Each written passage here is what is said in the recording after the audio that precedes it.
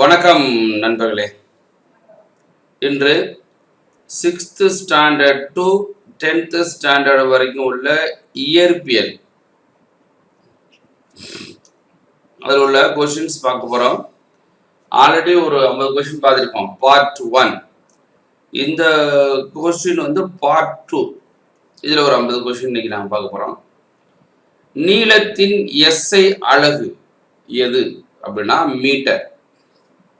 நீளத்தின் எஸ்ஐ அலகு metre. நிறையின் SI அலகிற்கான குறியீடு. நிறையின் எஸ்ஐ அலகிற்கான குறியீடு கிலோகிராம். ஒரு மெட்ரிக் டன் என்பது ஒரு மெட்ரிக் டன் அப்படின்னா எவ்வளோ அப்படின்னா 1000 கிராம்ஸ். ஒரு மெட்ரிக் டன் அப்படின்னா 1000 கிராம்ஸ், 1000 கிராம், கிலோகிராம். காலத்தின் எஸ்ஐ அலகு. காலத்தின் எஸ்ஐ அலகு எதுனா வினாடி. காலத்தின் எஸ்ஐ அலகு என்ன அப்படின்னா வினாடி. ஒரு மணி நேரம் என்பது எத்தனை வினாடி? ஒரு மணி நேரம் என்பது எத்தனை வினாடி?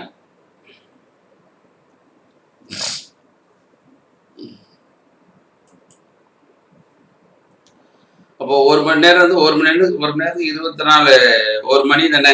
ஒரு மணிக்கு 60 வினாடி, 60 நிமிஷம், 60 நிமிஷம் 60 வினாடி, மொத்தம் 3600. தரையில் உருளும் பந்தின் இயக்கம். வட்ட இயக்கம், நேர்கோட்டு இயக்கம். தரையில் உருளும் பந்தின் இயக்கம், வட்ட இயக்கம், நேர்கோட்டு இயக்கம். ரோபோவின் தந்தை எனப்படுபவர். ஆக்சுவலா ரோபோவின் தந்தை பென்ஸ்க்ரோ அப்படிதான் கொடுத்துருவாங்க. நார்மலா பென்ஸ்க்ரோ. இந்த 4 கொடுத்ததுல எது நம்மளுக்கு ஐசக் அசிமோ. ரோபோவின் தந்தை எனப்படுவர் பென்ஸ்க்ரோ. அதே நார்மலா கரெக்டான கொஸ்டின். இந்த 4 கொடுத்ததுல ரோபோட்ல ரிலேட்டிவா இருக்கிறது ஐசக் அசிமோ. இது ஒரு இயற்கை காந்தம். இயற்கை காந்தம்னு எதை சொல்லுவாங்க கொடுத்ததுல எது இயற்கை காந்தம் அப்படின்னா மேக்னைட்ஸ். இயற்கை காந்தம் எது அப்படின்னா மேக்னைட்ஸ். ஓகே, இது ஒரு இயற்கை காந்தம் மேக்னெட். மேக்னெட்டுக்கு வேதி ஃபார்ம்ல Fe3O4. காந்தத்தால் கவரப்படும் பொருள். காந்தத்தால் கவரப்படும் பொருள் மரத்துண்டு, குண்டு. இதை கொடுத்ததுல எதுனா குண்டூசி. காந்தத்தில் ஈர்ப்பு சக்தி அதிகமுள்ள பகுதி. காந்தத்தில் ஈர்ப்பு சக்தி அதிகமுள்ள பகுதி இரு முனைகளிலும். காந்தத்தில் ஈர்ப்பு சக்தி அதிகமுள்ள பகுதி இரு முனைகளிலும். மாலுமிகளுக்கு திசை காட்டும் கருவிகளை அளித்தவர்கள். மாலுமிகளுக்கு திசை காட்டும் கருவிகளை அளித்தவர்கள் சீனர்கள். மாலுமிகளுக்கு திசை காட்டும் கருவிகளை அளித்தவர்கள் சீனர்கள். தடங்கள் ஏதுமின்றி தொங்கவிடப்பட்ட காந்தம் ஒன்று எப்பொழுதுமே தோராயமாக டேஸ் திசையில் தான் நிற்கும். தடங்கள் ஏதுமின்றி தொங்கவிடப்பட்ட காந்தம் எப்பொழுதுமே தோராயமாக வடக்கு தெற்குல தான் இருக்குமா. எந்த திசையில் இருக்குன்னா வடக்கு தெற்குல. ஒரு காந்தம் எப்பவுமே வடக்கு தெற்கு திசையில இருக்கும். துணி விரைவில் உலர தேவைப்படும் ஆற்றல்.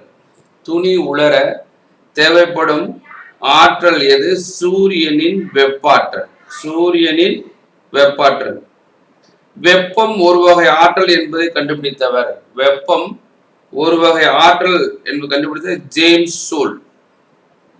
வெப்பம் ஒரு வகை ஆற்றல் என்று கண்டுபிடித்தவர் ஜேம்ஸ் சோல். இது இயக்க ஆற்றல். இது இயக்க மின் ஆற்றல் தேவை. இது இயக்க மின் ஆற்றல் தேவை. தொழிற்சாலை. இந்த ஆற்றலால் வாகனங்களை இயக்க முடியாது. இந்த ஆற்றலால் வாகனங்களை இயக்க முடியாது. ஒளி ஆற்றல். இந்த ஆற்றலால் வாகனங்களை இயக்க முடியாது. எது அப்படின்னா ஒளி ஆற்றல். சூரிய ஆற்றல், வேதியாற்றல் எல்லாம் இயக்க முடியுமா? ஒளி ஆற்றல் மட்டும் இயக்க முடியாது. நிலக்கரியை எரிக்கும் போது அதன் வேதி ஆற்றல் டேஸாக மாற்றப்படுகிறது. வெப்பாற்றல். நிலக்கரி எரிக்கும் போது அதன் வேதி ஆற்றல் வெப்ப ஆற்றலாக மாற்றப்படுகிறது.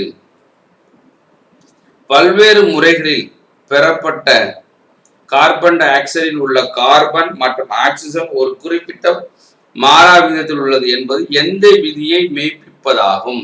எந்த விதியை மெய்ப்பிப்பதாகும் அப்படின்னா மாறா விகித விதி. மாறா விகித விதி. நீரில் உள்ள ஹைட்ரஜன் மற்றும் ஆக்சிஜன் நிறை விகிதம். நீரில் உள்ள ஹைட்ரஜன் மற்றும் ஆக்சிஜன் விகிதம் 1:8. Hydrogen and oxygen 1:8. டால்டன் அணு கொள்கை வெற்றிகரமாக விளங்குவது. டால்டன் அணு கொள்கை வெற்றிகரமாக விளங்குவது எது அப்படின்னா பொருண்மை அழியா விதி, மாறா விகித விதி. ஏத ஆன்சர். டால்டன் அணு கொள்கை வெற்றிகரமாக விளங்குவது பொருண்மை அழியா விதி, மாறா விகித விதி. அடுத்து அழுத்தத்தின் அலகு. இந்த அளவை டேஸ் எனவும் கூறலாம். பாஸ்கல். கடல் மட்ட அளவில் வளிமண்டல அழுத்தத்தின் மதிப்பு. கடல் மட்ட அளவில் வளிமண்டல அழுத்தத்தின் மதிப்பு 10⁵ newton metre square. 10⁵ metre newton square. Dalton அணு கொள்கையின் தவறான கூற்று எது? டால்டன் அணு கொள்கையின் தவறான கூற்று. இது மட்டும் தவறான கூற்றான். எது? ஒவ்வொரு பருப்பொருளும் மிக சிறிய பிரிக்க முடியாத துகள்களான அணுக்களால் உண்டாக்கப்பட்டவை. அது சரிதான். டால்டன் கொள்கை சரி. வெவ்வேறு தனிமங்களின் அணுக்கள் எல்லா வகையிலும் வெவ்வேறாக இருக்கும். அதுவுமே சரிதான். பி மட்டும் தவறிருக்காங்க. ஒரு தனிமத்த அணுக்கள் யாவும் எல்லா வகையிலும் வெவ்வேறு மாதிரியாக இருக்கும். அந்த இது மட்டும் ஆன்சர் ரைட். இந்த ஆன்சரு. ஆனா டால்டன் கொள்கை 2 தான். ஏஇசி தான். தாம்சன் அணு மாதிரியின் சரியான கூற்றுகள். தாம்சன் அணு மாதிரியின் சரியான கூற்றுகள் என்ன அப்படின்னா நேர் மின்னோட்டம் அணுவில் சீராக பகிர்ந்துள்ளன. நேர்மின் கோளத்தினுள் எலக்ட்ரான்கள் சீராக பகிர்ந்துள்ளன. எலக்ட்ரான்கள் ஒன்றையொன்று கலந்து அணுவை நிலைப்புத்தன்மை அடைய செய்கின்றன. இந்த 3 கரெக்ட். தாம்சன் அணு மாதிரியான கூற்றுகள் நேர் மின்னோட்டம் அணுவில் சீராக பகிர்ந்துள்ளன. நேர்மின் கோளத்தில் உள்ள எலக்ட்ரான்கள் சீராக பகிர்ந்துள்ளன. எலக்ட்ரான்கள் ஒன்றையொன்று கவர்ந்து அணுவை நிலைப்புத்தன்மை அடைய செய்கின்றன. அடுத்து மின் முலாம் பூசப்பட வேண்டிய பொருள் மின்வாரியாக செயல்படும். எதிர் மின்வாயாக செயல்படும். மின் முலாம் பூசப்பட வேண்டிய பொருள் எதிர் மின்வாயாக செயல்படும். அதிக எலக்ட்ரான்களை பெற்ற ஒரு பொருள். அதிக எலக்ட்ரான்களை பெற்ற ஒரு பொருள் என்ன செய்யும்? எதிர் மின்னோட்டம் உடையது. அதிக எலக்ட்ரான்களை பெற்ற ஒரு பொருள் எதிர் மின்னோட்டம் உடையது. தொடுவதின் மூலம் ஒரு பொருளை மின்னோட்டமடைய செய்யும் முறை. தொடுவதின் மூலம் ஒரு பொருளை மின்னோட்டமடைய செய்யும் முறை கடத்தல். தொடுவதன் மூலம் ஒரு பொருளை மின்னோட்டமடைய செய்யும் முறை அதுக்கு பேர் என்னன்னாக்க கடத்துதல்.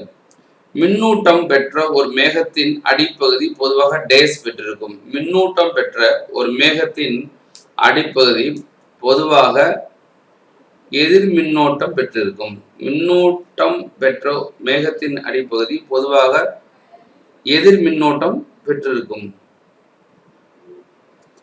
ஒரு பொருளின் வெப்பம் அல்லது குளிர்ச்சியின் அளவு டேஸ் எனப்படும். ஒரு பொருளின் வெப்பம் அல்லது குளிர்ச்சியின் அளவு டேஸ் எனப்படும். வெப்பநிலை.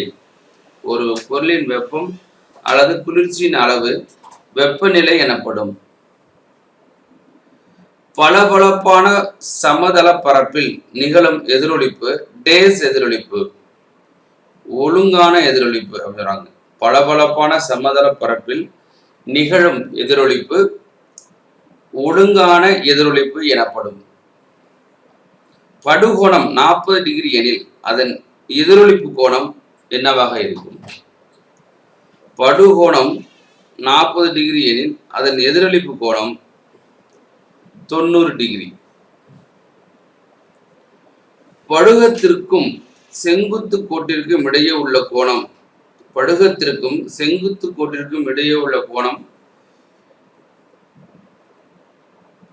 படுகோணம்.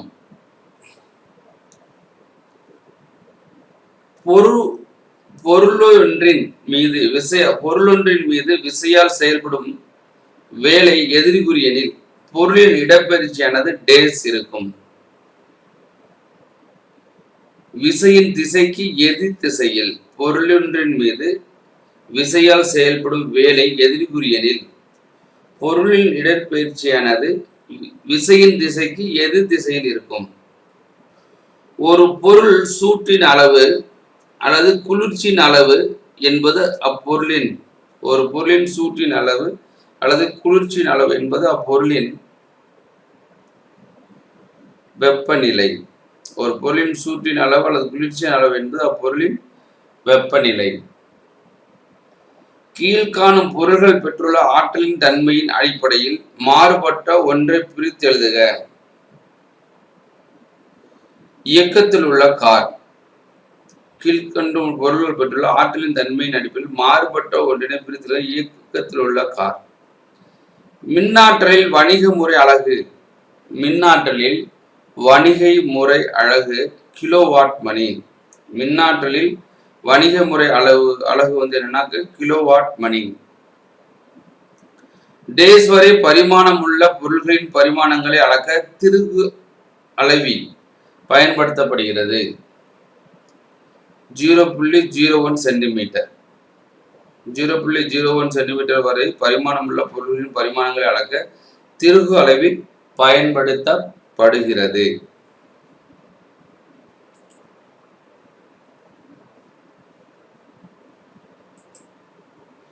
அடுத்து திருகு அளவியில் தலைகோல் களிப்பிரிவு புழுக்கோளின் வரைகோட்டிற்கு கீழ் அமைகிறது எனில் சுழிப்பிழை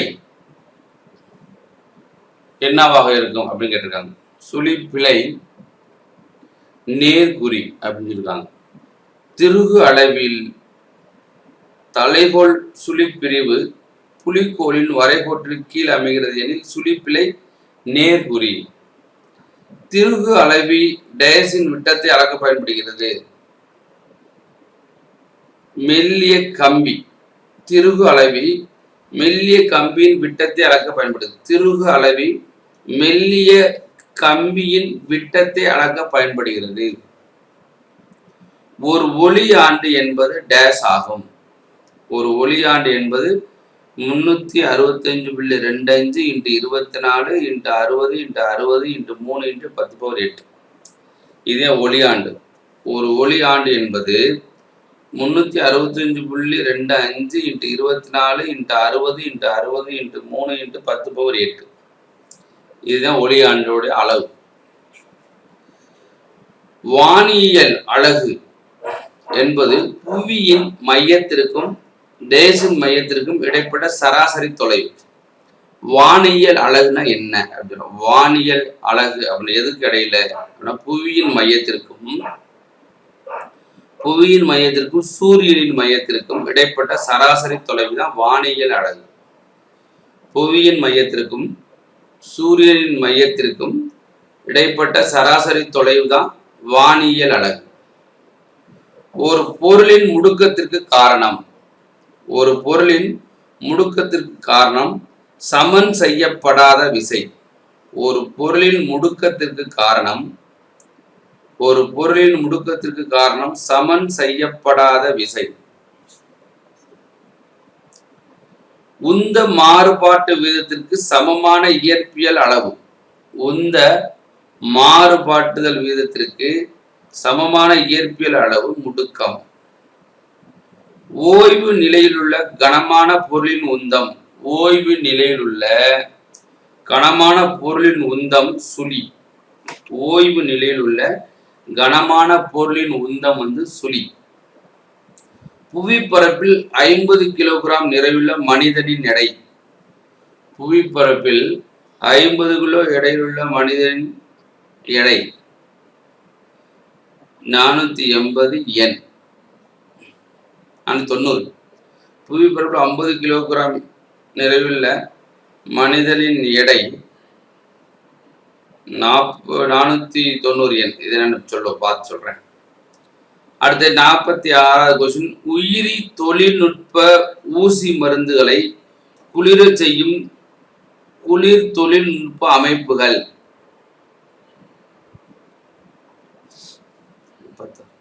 குளோரின். உயிரி தொழில்நுட்ப ஊசி மருந்துகளை குளிர செய்யும் குளிரி தொழில்நுட்ப அமைப்புகள் குளோரின். 20 ஓம் மின் தடையுள்ள கம்பியில் மின்னோட்டம் உருவாக தேவைப்படும் மின்னழுத்த வேறுபாடு 4V. இருமின் விளக்குகளின் மின் தடைகளின் வீதம் 1:2. அவை தொடராக ஒரு சுற்றில் இணைக்கப்படுகின்றன எனில் அவை எடுத்துக்கொள்ளும் ஆற்றலின் விகிதம் 2:1. ஒத்த நிபந்தனைகளில் டேஸ் பரப்பு மற்ற பரப்புகளை விட அதிக வெப்பத்தை உட்கவருகிறது. கருமை. ஒத்த நிபந்தனைகளில் கருமை பரப்பு மற்ற பரப்புகளை விட அதிக வெப்பத்தை உட்கவருகின்றன. கருமை. ஆனால் தானே இந்த கருப்பு சட்டை போட முடியும், வெயிலில் கருப்பு சட்டைலாம் போடக்கூடாது. ஏன்னா அதை அப்சர்வ் பண்ணும் அப்படின்னு சொல்லுவாங்க. அந்த சூரிய ஒளி அப்சர்வ் பண்ணும்போது ரொம்ப ஹீட் ஆகும் அந்த காலத்தில் சொல்லுவாங்க. இயற்கை கதிரியக்க தனிமத்தின் அணு எண். இயற்கை கதிரியக்க தனிமத்தின் அணு எண் 82 விட அதிகம். நண்பர்களே, இது இயற்பியல் 6வது இருந்து 10வது வரைக்குள்ள இயற்பியல் கேட்ட கொஸ்டின். ஆல்ரெடி கொஞ்சம் பார்ட் 1 இருக்கும். இது வந்து பார்ட் 2. இதை நிறைய பேருக்கு ஷேர் பண்ணுங்க. அடுத்து டிஎன்பிசி எக்ஸாம்ஸ் வருது, அடுத்து ரயில்வே எக்ஸாம்ஸ் வருது. கண்டிப்பா எல்லாத்துக்கும் யூஸ் ஆகும். அதனால நிறைய பேருக்கு ஷேர் பண்ணுங்க. பிடிச்சிருந்தா லைக் பண்ணுங்க. நம்ம சேனலை சப்ஸ்கிரைப் பண்ணலைன்னா ப்ளீஸ் சப்ஸ்கிரைப் அவர் சேனல். நன்றி நண்பர்களே. வெற்றி பெற வாழ்த்துகிறோம். நன்றி, வணக்கம்.